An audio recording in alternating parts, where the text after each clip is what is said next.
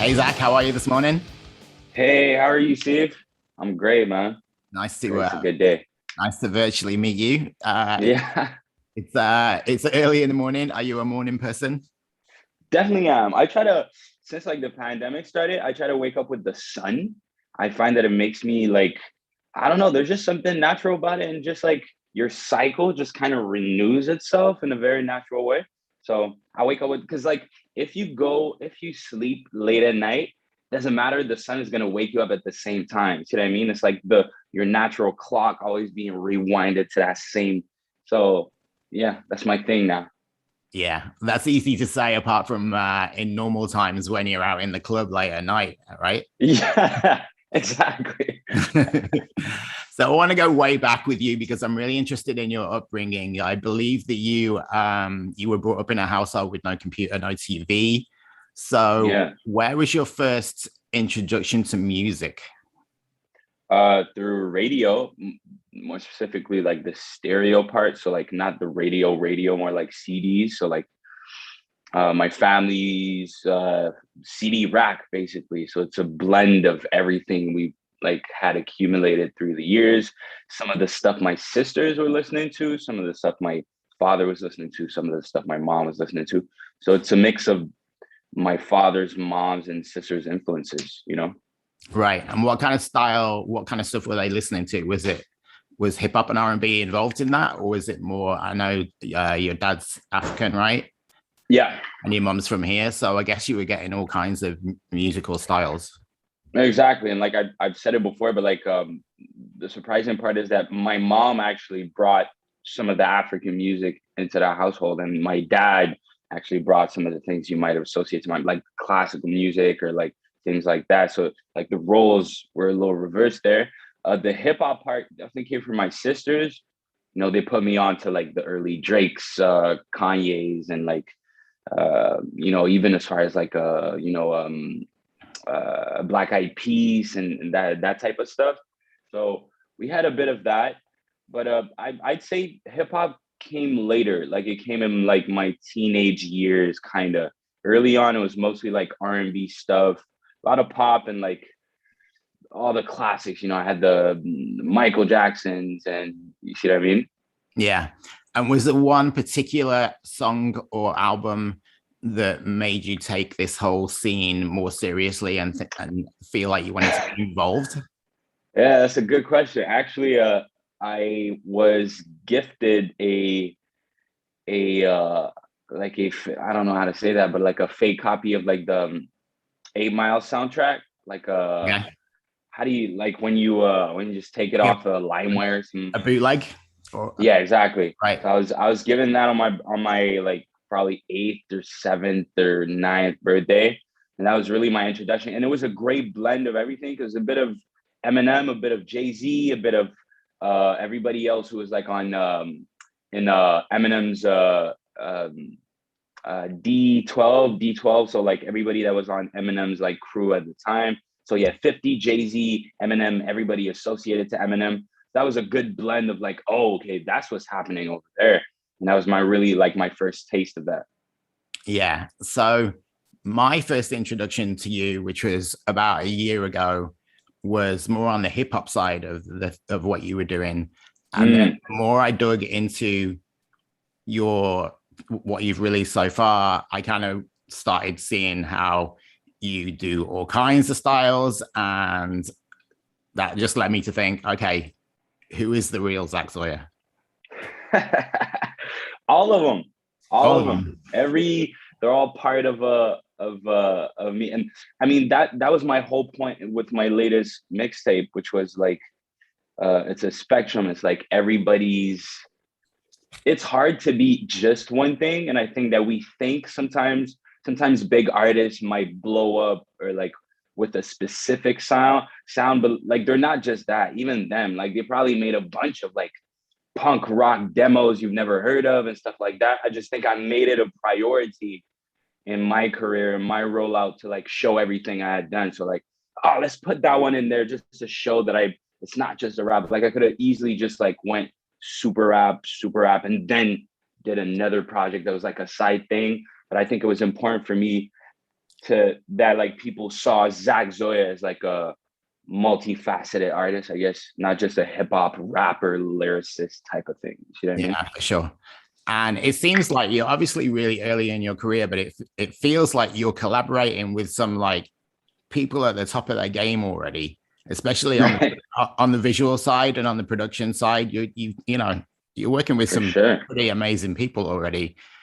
How important is all that? How important is the visual aesthetic and making sure that everything is like top notch so early in your career? It's crucial. It's crucial. Like I really think that like just how strong my visuals were in the beginning is kind of what put me on a map. I think like the video for Who Dat was a crazy one that like Les Gamins had produced, a team from Montreal. They're super good. And, you know, like in this day and age, the visual part is so important because everything is on your phone. Everything is like you have a screen in front of you. So everything is enhanced by a visual, right? Like people don't just, I mean, people still listen to music just by itself, but it's always almost accompanied by a visual. So it really helps to have a great, super professional, super like dedicated team that works just on that. And like, yeah, I've been lucky to work with like great people so far. And like Quebec is also known as like a place where we have a lot of, videographers, and like we're kind of like internationally renowned for that, you know, for cinema in general, for music videos and like video games and stuff. Yeah. So speaking of that, when people think about Canadian hip hop, R&B, there's one place that they always go to first, and that is Toronto, right? Of course. Do you feel like people are starting to pay attention to Montreal and Quebec now? Definitely. I think people like Kate Trinata kind of opened up the scene in some way, you know, with Black music, just house music, just like everything. High Klassified been making noise. People like Shay Leah have been making noise, just really like in the R&B sphere. And like, I'm super happy for that. People like Zaina as well. We're starting to have like we got roots now. Like we got this block that we can build on. You see what I mean? Yeah. I can see it only going up from here. See? Yeah. So let's talk about the new music that's coming out. We already had one single, but this week is the release of the new one. Yes, sir. So, and this is the stuff that you're releasing right now has got more of an R&B kind of vibe, right? Yeah, for sure. Do you think is that partly because of the times we've been living in? You want to kind of give people something to make them feel good, or what's the thinking behind the new music? Well, definitely that plays a part in it. I think my rap tends to be very introspective, and like it's either like hype stuff for like shows, or like very introspective, like talking about my life and talking about deep stuff. And that wasn't a mood right now. It really wasn't a mood. We've been inside for a year. I don't want to like go back into a mood of like, oh, why am I feeling these emotions and stuff? Like it was just time to kind of let it out. I thought this summer, and I still think this summer is going to be incredible. It's been crazy so far. Things are slowly coming back to normal. We got shows, we got things happening. So I just wanted to give that energy out, you know, that positive, sunny energy. See what I mean?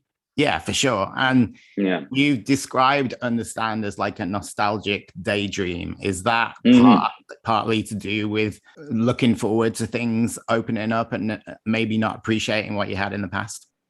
Kinda. It's actually it's looking back at how good it was. It's looking back at like fond memories of mine, and it's like, oh, how I wish I could live that again, type of thing. Right. See what I mean? And do you feel like you're going to be able to live that kind of lifestyle again soon? Is that kind of, are you feeling positive about that? Knock on wood. I don't want to jinx it. I don't want to like say it and then nothing happens, but I really slowly but surely, you know, people are starting to travel a bit more. People are getting vaccinated. I know the Delta variant is like coming around the corner, so I don't want to speak too soon, but hopefully this is the beginning of the real end to this crisis. Yeah, because you're releasing this new music and you've got an EP coming out as well. So you know, there's things happening in your future, and I'm sure you'd like to get out and play these things in front of crowds. Tell us a little bit about the EP. What can you tell us about that at the moment?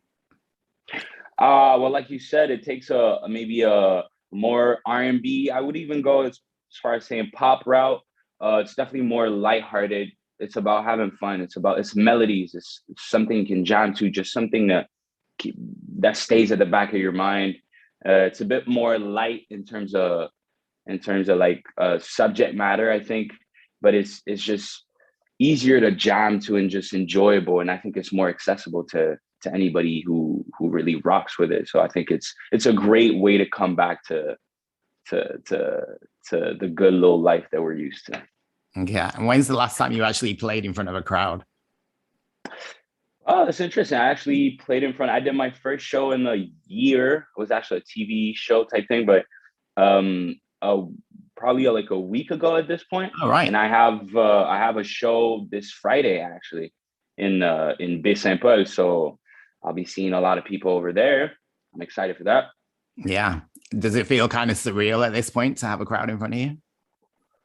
Honestly, I don't even know what to think. Like, it's like, it doesn't feel, it definitely doesn't feel real that it's like, it's been like so long that life has stopped. It was like a parallel universe for like a year. And for it to just kind of seamlessly come back to like normal, it's kind of like mind blowing. It's kind of like, I'm not sure if it's like, should I, like I said, I don't want to jinx it. You don't want to be too happy about it because it might go back to, so I'm kind of like, yay, but like keep it down type thing. And let's talk about Montreal venues. Is there any places that you particularly like playing in Montreal? I love Metropolis. Metropolis is a nice in between. It's in the middle of the city. I love everything that's outdoorsy. I know like Montreal is big on like shutting down streets and making shows happen. So that's always fun. Murals coming up. I'll be performing there as well. That's amazing. And like Montreal is like a festival city. Summer is just amazing here, no matter what happens. Big shows outside, inside. I think Metropolis is the right in between. Like I've never done like the Videotron Center or like Bell Center. Like that's huge shit. Metropolis is like you're still cozy with the crowd. You can still see faces. So that's a right spot for me right now. I'd say. You know what I mean? Yeah. And are there any other Montreal artists that you want to shout out that people should be paying attention to right now that we might not have heard of yet? That we might have not heard of. I know Sankia. Sankia is a great R&B artist on a come up. I've collaborated with her in the past. Hasn't come out yet, but we have some stuff in the bank. Sankia, look out for Sankia. Who else on the scene? Oh, I mean, all my homies. I've been making music with like a bunch of people. Yuki Dreams Again, Miko, Saran, of course. Saran's the big goat in the city. That's the people I've been hanging out with for like the whole of the pandemic. So definitely check out their music. They're super dope, super talented artists. Bougo, my guy Bougo, best producer in the city. Unfortunately, he had to leave back to France, but Bougo's my guy. A bunch of other ones, like I could name probably 1,000, but like, cool. That's the one I kind of. Usually, when I speak to people, I say to them, if people have never heard your music before, what's the one song that you would want them to listen to first? But with you, I feel like we need to pick at least two, right? Yeah. So I think I'd go with Patience to show that introspective rap side, and I'll probably go with Felix for now. Soon understand. Just the latest stuff. The latest stuff is always the good stuff. You see what I mean? What's a classic album that you think everybody needs to hear at least once in their lifetime? I'd probably go with Good Kid, Mad City because it's so important for me. But let's say you're not really into rap this much.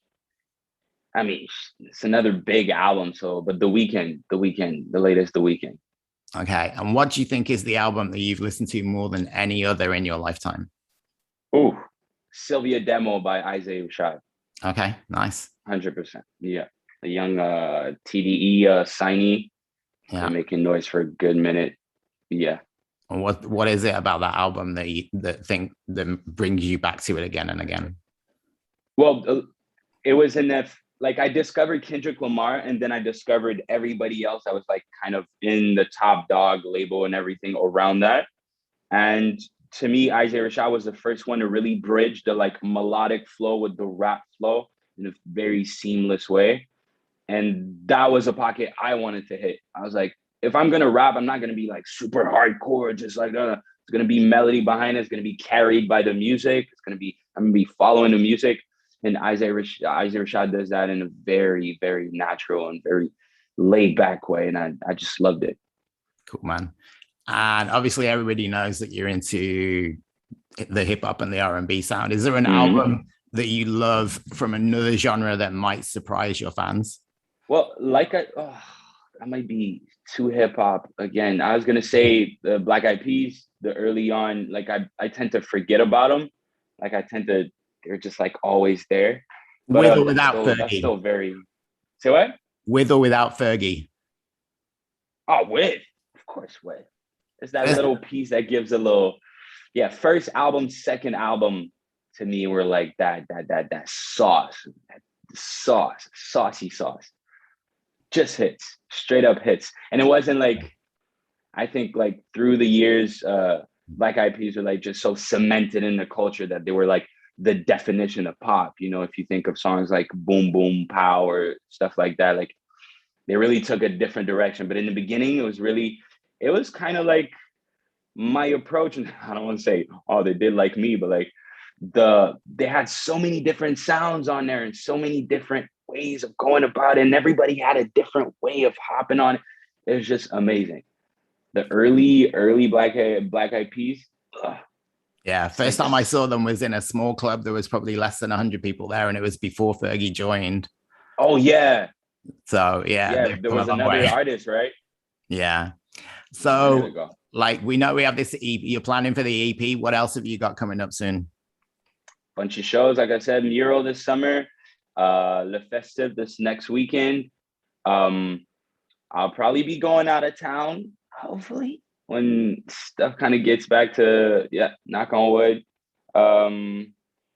And a bunch of music too. Like other than this EP, we'll keep dropping music. Like the floodgates are open now. We're just going for it. Good. Videos too, music videos, visuals coming. Well, after the videos that I've seen of yours so far, I am always going to be intrigued to see what you do next on that side of things, because it's just next level, especially for somebody, at the beginning of their career. So I wish you good luck with everything you do. I hope to see you live very soon. I hope maybe in Montreal. And yes, sir. Thanks for spending some time with us, and enjoy the rest of your day. Yes, man. Thanks, Steve, man. Thanks for the invite. Cheers. Have a good one. Bye.